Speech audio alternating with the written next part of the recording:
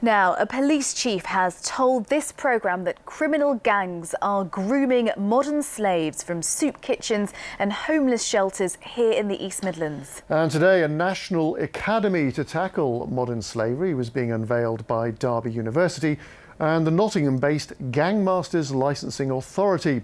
This exclusive report from our social affairs correspondent, Jeremy Ball. If you're eating parsnips for dinner tonight, it might sound bizarre to ask if they were produced by slave labour, but it's a serious concern at this farm in Nottinghamshire because their vegetables get to the supermarket through a complex labour supply chain. This company checks that everyone gets paid for the work they've done and that they're not being forced to live in inhuman conditions. But other firms are far less scrupulous, and that's why the government's brought in a new Modern Slavery Act. It's about protecting workers who produce everything from the food we eat to the clothes we wear. Workers who are sometimes exploited so badly that they end up working for nothing.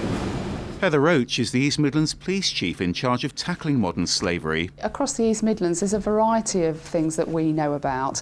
Individuals who are homeless or will go to a shelter or a soup kitchen, they may well be targeted, befriended, put to work, not fed appropriately, sometimes assaulted. And here at the Gangmasters Licensing Authority in Nottingham, they're getting calls from victims across the country. So today they've unveiled a new academy to train employers to spot the signs of modern slavery. Some are incredibly distressed. We're looking out for something that happened recently. 20 people living in a 2 up and 2 down, clearly in shifts.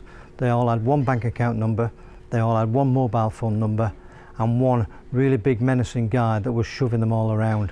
That to me sounds like modern slavery. And workers trafficked from Eastern Europe were crammed into this house in Derby and forced to work for pin money.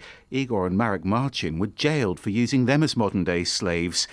And the police say children have been locked into cannabis grows and used as slaves to tend crops. We are just seeing the tip of the iceberg, and what we're trying to do is raise the awareness where they might open bank accounts, be clearly under control, whether they turn up at GPs having been assaulted or at hospitals. It's looking for those sort of signs. And back on the farm now, they're only using labour agencies who'll agree to 6 monthly inspections to root out modern slavery that's happening right under our noses. Jeremy Ball, BBC East Midlands Today, Nottinghamshire.